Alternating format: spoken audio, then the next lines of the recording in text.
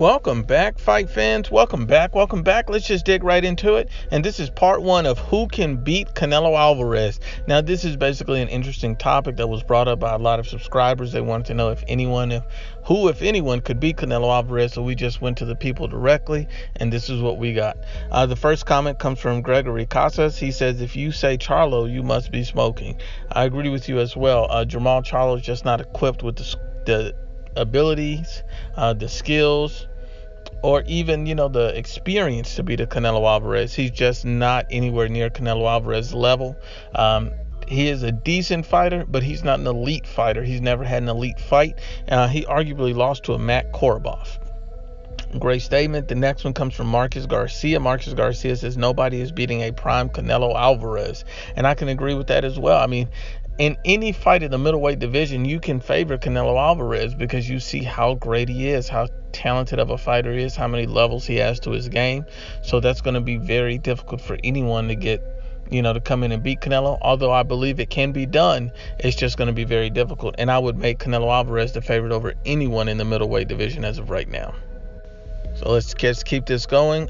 General Pancho Villa says Canelo beats Canelo. And so I don't know if that means, the way I'm thinking of it is that, Canelo Alvarez could get in his own head, make mistakes, silly mistakes, not take things as serious as he could, and he could beat himself in the ring.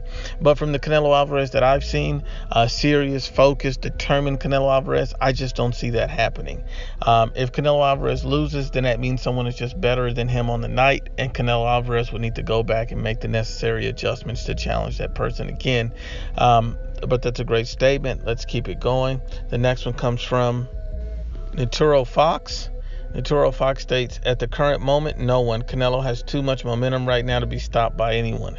And, I can kind of agree with that. I still favor Canelo over everyone at this point, but not by a lot. When you look at a Danny Jacobs and you see how skilled he is, that's a true 50-50 fight. I know a lot of people don't have it, but the fact that Danny Jacobs has the size and reach advantage and has more skills than Triple G, I think that's why I have to make that a 50-50 fight. I think he's going to give Canelo Alvarez problems and trouble throughout that fight.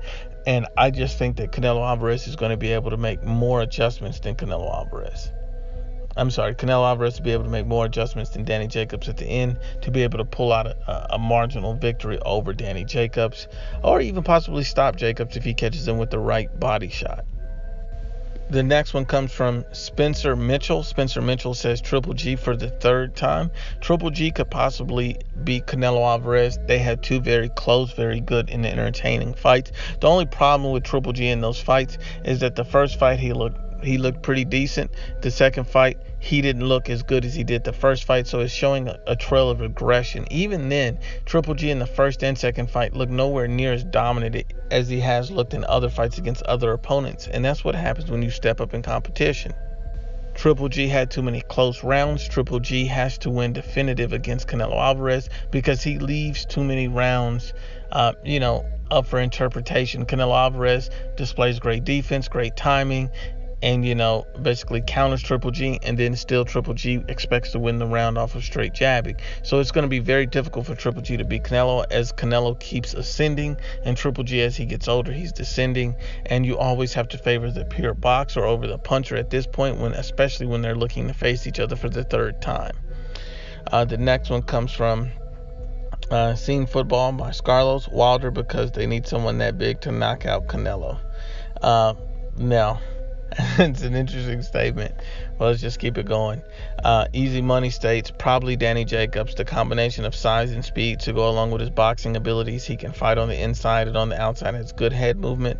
Has good movement, good power. He has a lot of good qualities to go along with heart. I also doubt that any man that has beat cancer fears anyone. And I agree with you, Easy Money. I think Danny Jacobs is a dangerous opponent for all those reasons and many more. Danny Jacobs will be Canelo Alvarez's toughest fight, in my opinion. I don't even think Floyd Mayweather Jr. was his toughest fight as many of Floyd Mayweather Jr.'s fanboys make it out to, because when Canelo Alvarez fought Floyd Mayweather, he's not the same fighter he is today that he was then.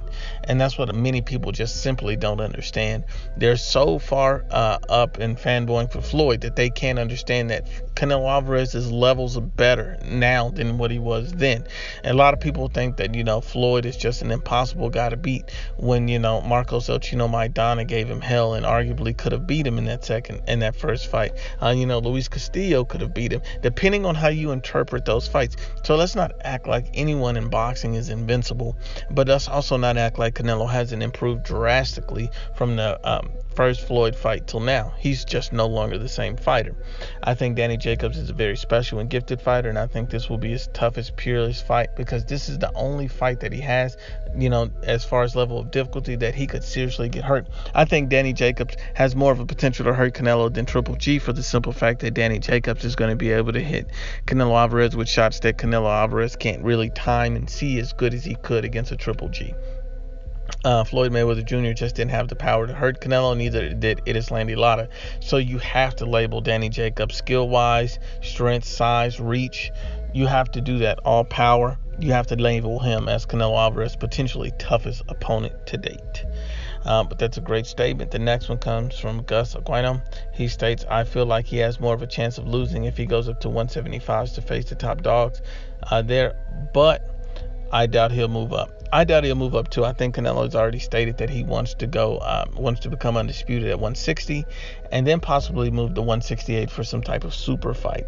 Other than that, I don't see Canelo Alvarez going as high as 175. Canelo Alvarez is such a big draw. He's the A side. He's the face of North American and American boxing, that he'd make any guy at 175 willing to come down to 168 to challenge him if he was so inclined to take one of those fights.